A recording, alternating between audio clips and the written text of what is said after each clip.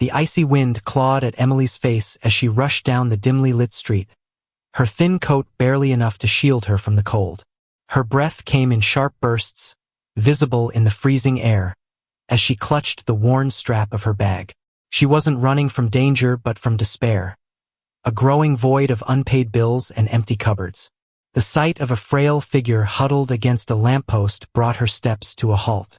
The man was barely a shadow against the snow-dusted sidewalk, his head bowed and hands trembling as he tried to shield himself from the relentless wind. Emily's first instinct was to keep walking. Her problems were big enough without taking on someone else's. But something about him made her stop. She glanced at the crumpled $20 bill in her pocket, the last of her money meant to stretch through the week. Her heart hammered as she wrestled with the decision. Finally, she approached him. "Hey, you okay?" she asked softly, kneeling to meet his gaze. The man looked up, his eyes red-rimmed but piercing. "Just cold. But I'll manage," he mumbled, though the quiver in his voice said otherwise. Without giving herself time to reconsider, Emily pressed the $20 into his hand. "Get something warm to eat," she said, her voice firmer than she felt.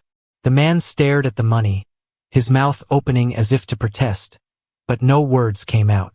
"Thank you," he whispered, his voice breaking. Emily nodded and walked away, her pace quickening as she fought the sting of tears. She told herself it was no big deal, just money. But deep down, she wondered if she'd made a mistake. The next morning, she woke up to the bitter chill of her tiny apartment. Wrapping herself in a blanket, Emily shuffled to the kitchen, her stomach rumbling. There wasn't much left. A stale piece of bread and a near-empty jar of peanut butter. As she debated whether to eat or save it, a knock at her door startled her. She opened it cautiously to find a plain white envelope lying on the mat. No name, no markings, just an envelope. Frowning, she picked it up and opened it. Inside was a note written in elegant handwriting. "Your kindness didn't go unnoticed. Go to the Rosewood Cafe on 3rd Street today. Your life is about to change." Emily's heart raced. Was this a prank? A scam? Her thoughts immediately jumped to the old man. But how could he have orchestrated something like this? Curiosity warred with suspicion, but in the end, curiosity won. The Rosewood Cafe was a warm, inviting haven nestled on a bustling street. Emily hadn't been there in years, not since her financial troubles began. As she stepped inside, the scent of freshly baked pastries and brewed coffee enveloped her. She stood awkwardly near the counter, unsure of what to do, when the barista smiled and called her name.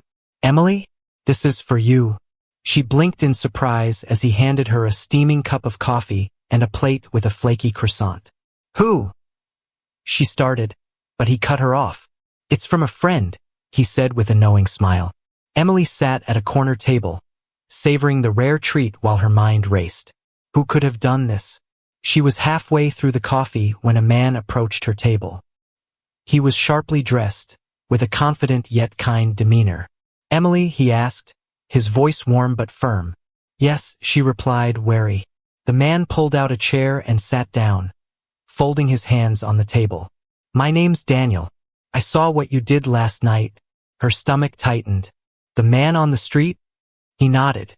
"You gave him your last $20, didn't you?" Emily's eyes narrowed. "How do you know that?" "I have my ways," Daniel said, a faint smile playing on his lips. "Let's just say I make it my business to notice acts of kindness." Her suspicion deepened, but Daniel's sincerity was disarming. "Why does it matter to you?" "Because kindness like yours is rare," he said, his gaze steady. "And I believe it deserves to be rewarded." Daniel slid an envelope across the table. "Inside is an opportunity. Not a handout, but a chance to rebuild your life. Take it and you won't regret it." Emily hesitated, her fingers trembling as she opened the envelope. Inside was an offer, a job at a company Daniel owned, along with a stipend to help her get back on her feet. Her throat tightened. "Why are you doing this?" "Because someone once did the same for me," Daniel said simply. "And I've made it my mission to pay it forward." Tears welled in Emily's eyes as she realized this wasn't a scam or a cruel joke. It was real. Over the following months, Emily's life transformed. The job provided stability she hadn't felt in years, and the kindness she'd shown that freezing night seemed to ripple outward. She began helping others whenever she could. A meal for a struggling neighbor, a coat for someone on the street, always remembering the power of a single, selfless act. One evening, as she walked past the spot where she'd met the old man, she paused. He was gone, but his memory remained. Emily smiled, knowing that moment had set everything in motion. Sometimes the smallest gestures have the most profound impact. And for Emily, that cold winter night marked the beginning of a brighter, warmer future. As Emily stood by the lamppost where it all began, memories of that cold night flooded back. She thought about how much her life had changed since then, how one moment of compassion had opened doors she never imagined existed. She took a deep breath, letting the chilly air fill her lungs, and whispered to herself, "I'll never forget this." Her life wasn't perfect, but it was hers to rebuild. Her job with Daniel's company gave her not just a steady paycheck, but a sense of purpose she hadn't felt in years. She started as a junior assistant, handling small tasks and learning the ropes, but Daniel saw potential in her. "Emily," he said one day, standing at her desk, "you've got a sharp mind. I want you to lead this new project." She nearly dropped her pen. "Me? Are you sure?" "Absolutely," he said with a reassuring smile. "You've earned this." It was a challenging role, managing a team, meeting deadlines, and pitching ideas to clients. But Emily poured herself into the work, drawing strength from the belief Daniel had in her. Slowly but surely, her confidence grew. Her newfound stability allowed her to start dreaming again. She moved into a modest but cozy apartment, where she spent evenings decorating the walls with photos and paintings she'd picked up from thrift stores. It wasn't luxurious, but it was a home, a real home where she felt safe and at peace. But she never forgot the struggles she'd faced. Every time she saw someone in need, she was reminded of the old man on the corner and the $20 bill that had started it all. One evening, Emily decided to visit a local shelter. She'd been setting aside a small portion of her paycheck each month. Not much, but enough to buy some supplies: blankets, gloves, and canned food. As she handed out the items, she noticed a woman sitting in the corner, clutching a thin coat around her shoulders. The woman's hollow eyes reminded Emily of herself not so long ago. She walked over, crouched down, and offered her a blanket and a warm smile. "Thank you," the woman whispered, tears brimming in her eyes. Emily stayed for hours that night, talking to people, listening to their stories, and sharing her own. "I've been where you are," she told them. "And I know it's hard, but things can change." When she left the shelter, she felt something she hadn't in a long time: peace. Giving back wasn't just an obligation. It was a privilege, a way to honor the kindness she'd received. Months later, Emily received an unexpected phone call from Daniel. "Emily, I need your help with something important," he said, his tone more serious than usual. "What's going on?" "There's a young man I want you to meet. His name is Liam. He's talented but going through a rough time, and I think you're the perfect person to guide him." Emily hesitated. "Me? Why me?" "Because you understand what it's like to struggle and come out stronger. Liam needs that kind of mentorship." Trusting Daniel's instincts, Emily agreed. When she met Liam, she saw a reflection of her former self, a young man weighed down by failure and doubt. Over coffee, he shared his story of lost opportunities and shattered dreams. "You're not alone," Emily told him, "and you're not defined by your mistakes. Let's figure out how to move forward." She helped Liam revamp his resume, coached him through job interviews, and introduced him to people in her network. Slowly but surely, Liam began to regain his confidence. One day, he called her with excitement bubbling in his voice. "Emily, I got the job. I can't thank you enough." Her chest swelled with pride. "You did this, Liam. I just helped you see what you were capable of." As the years passed, Emily's impact grew. She started a small nonprofit focused on helping people transition out of homelessness and into stable jobs and housing. The organization was a labor of love, and every success story reminded her of her journey. At the launch of her nonprofit's first major event, Daniel stood by her side, watching as she gave a heartfelt speech. "I want to thank everyone who believed in me," she said, her voice steady but filled with emotion. "This organization exists because someone took a chance on me when I had nothing.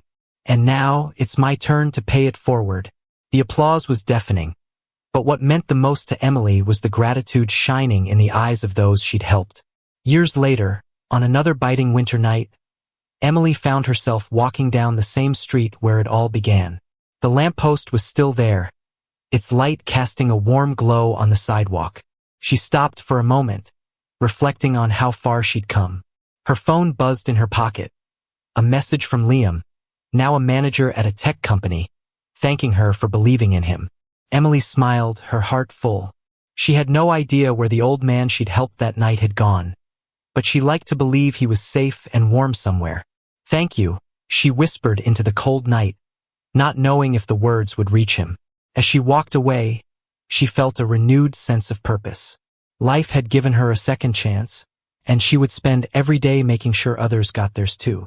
The following days unfolded like a cascade of new opportunities and quiet moments of reflection. Emily found herself revisiting memories, marveling at the chain of events that had brought her here. It all started with a simple act of kindness, and now her life was rich with purpose and connections she never imagined possible. One day, while sorting through paperwork at her nonprofit's modest office, Emily's assistant, Mia, poked her head in. "There's someone here to see you," she said, a curious look on her face. "Who is it?" Emily asked, glancing at the clock. She wasn't expecting any meetings today. He didn't say, just asked if you'd spare a moment. Curiosity piqued. Emily nodded.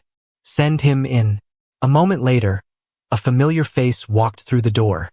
It was the old man from that winter night so many years ago, though he looked healthier now, his posture more upright and his clothes clean and neatly pressed. "Hello, Emily," he said, his voice steady but warm. Her heart skipped a beat. "It's you," she whispered, standing up from her desk. He smiled. "It's been a while, hasn't it?" She hesitated, trying to find the words. "I never thought I'd see you again. Are you okay? How have you been?" The man nodded, his expression serene. "Better, thanks to you." Emily gestured for him to sit. "You have no idea how much I've thought about that night. It changed everything for me." "And for me," he replied. "That $20 didn't just buy me a meal. It reminded me that people care, even when it feels like the world has turned its back on you." Emily listened intently as the man shared his story. His name was Arthur, and he'd been living on the streets after losing his wife and his home. That night, her act of kindness had sparked something in him, a determination to find his way back. He'd sought help at a shelter the next day, where he was connected to resources that eventually turned his life around. "But what brings you here now?" Emily asked, her voice soft. "I heard about what you've been doing," Arthur said. "Your nonprofit, the people you've helped. It's incredible. I wanted to thank you in person and offer my help." "Your help?" Arthur nodded. "I know what it's like to be at rock bottom. If there's anything I can do, talk to people, share my story, lend a hand. I want to be part of this." Emily felt a lump rise in her throat. "You have no idea how much that means to me, Arthur." "Thank you." Over the following months, Arthur became a vital part of the nonprofit. His story resonated deeply with those they aimed to help, inspiring others to take the first steps toward rebuilding their lives. One day, as Emily and Arthur wrapped up a community outreach event, he turned to her with a thoughtful expression. "You know, it's funny how life works," he said. "What do you mean?" "If you hadn't stopped that night, we wouldn't be standing here. And who knows how many lives would still be in the dark because of it." Emily smiled, a wave of gratitude washing over her. "I guess kindness has a way of rippling out, doesn't it?" Arthur nodded. "It does. And you've created a tidal wave." Years passed, and Emily's nonprofit grew beyond her wildest dreams. What began as a small effort in her local community expanded into a network of shelters, job training programs, and affordable housing initiatives. Emily became a sought-after speaker, sharing her story at conferences and events, always emphasizing the power of small acts of kindness. But despite her growing influence, She never lost touch with the personal connections that mattered most. She continued to visit shelters, sit with those in need, and listen to their stories. One evening, after a particularly long day, Emily returned to her apartment and found a package waiting for her at the door. Inside was a beautifully crafted plaque with a simple inscription, "For the one who turned kindness into a legacy." Emily held it close, tears brimming in her eyes. She didn't know who had sent it, but it didn't matter. The message was clear. What she had started on that cold winter night had grown into something far greater than herself. As she placed the plaque on her bookshelf, she glanced out the window at the bustling city below. Somewhere out there, another act of kindness was unfolding, sparking a new journey for someone in need. And she knew, without a doubt, that the